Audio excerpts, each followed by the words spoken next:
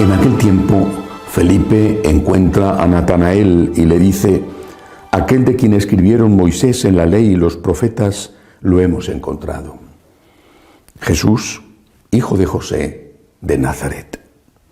Natanael le replicó: ¿de Nazaret puede salir algo bueno? Felipe le contestó: ven y verás. Vio Jesús que se acercaba a Natanael y dijo de él: ahí tenéis a un israelita de verdad en quien no hay engaño. Natanael le contesta: ¿de qué me conoces? Jesús le responde: antes de que Felipe te llamara, cuando estabas debajo de la higuera, te vi. Natanael respondió: Rabí, tú eres el Hijo de Dios, tú eres el Rey de Israel. Jesús le contestó: por haberte dicho que te vi debajo de la higuera, ¿crees? Has de ver cosas mayores. Y le añadió: yo os aseguro, veréis el cielo abierto y los ángeles de Dios subir y bajar sobre el Hijo del Hombre. Palabra del Señor. Gloria a ti, Señor Jesús. Hoy la Iglesia celebra la fiesta de San Bartolomé, uno de los apóstoles mártir, como todos ellos, menos San Juan, aunque sufrió el martirio, pero no murió de él. Este Bartolomé es el mismo Natanael, del cual habla el Evangelio que acabo de leer. Según la tradición, se fue a predicar, a evangelizar hacia el este de Israel, lo que sería más o menos hoy Irak o Irán, y allí sufrió un martirio espantoso. Era un castigo, una tortura que infringían a los criminales en esas zonas, y a él le dieron ese cruel destino. Fue despellejado vivo. Hay constancia de casos así, o sea, no era una cosa que la tradición cuenta y que nunca había ocurrido. La tortura llegaba a esos límites de horror. Ser despellejado vivo por amor a Cristo. Esa cosa tan cruel y tan espantosa. Y nos lleva necesariamente a preguntarnos qué nos sucedería a nosotros, qué haríamos nosotros. Y también a preguntarnos por qué un hombre como San Bartolomé aceptó esa tortura. ¿Por qué? Hay tres cosas que tenían los mártires, y no solamente los primeros mártires.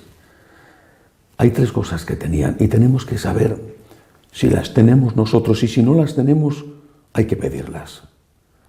Tenían fe en la divinidad de Jesús. Eso es lo primero. Cristo es Dios. Esa divinidad de Jesús les llevaba a asumir y a predicar íntegro su mensaje. Cristo es Dios. Y yo tengo que hablar del mensaje de Jesús y hablar de su dulce nombre. Cristo es Dios, yo creo en Él. Luego tenían esperanza. La resurrección de Cristo había puesto todo en su sitio. El bien es más fuerte que el mal, aunque el mal parezca que gana continuamente todas las batallas. Hay vida eterna, hay vida eterna. Los mártires se enfrentan con la muerte porque creen en la divinidad de Jesús y porque saben que la muerte es solo un paso. Y que más pronto o más tarde va a llegar de una enfermedad, de ancianidad, de un accidente. Va a llegar incluso al que piensa que es tan joven y tan fuerte que esas cosas le suceden a los demás. La certeza de que había vida eterna garantizada por la resurrección del Señor les daba la fuerza para afrontar la muerte. Fe y esperanza. Pero aún había una tercera cosa: amor a Jesús, amor al Señor. Tenían delante de su mirada un apóstol como San Bartolomé, de una forma especial. Tenía delante de su mirada no solamente el sepulcro vacío, el encuentro con el resucitado, sino que tenían también delante de su mirada a Cristo crucificado. y sabían por quién había muerto Jesús así, en aquella horrible tortura. No sé si con decibelios de dolor mayor o menor que los que sufrió San Bartolomé, no lo sé, porque lo de San Bartolomé fue seguramente la tortura más cruel que sufrieron los apóstoles.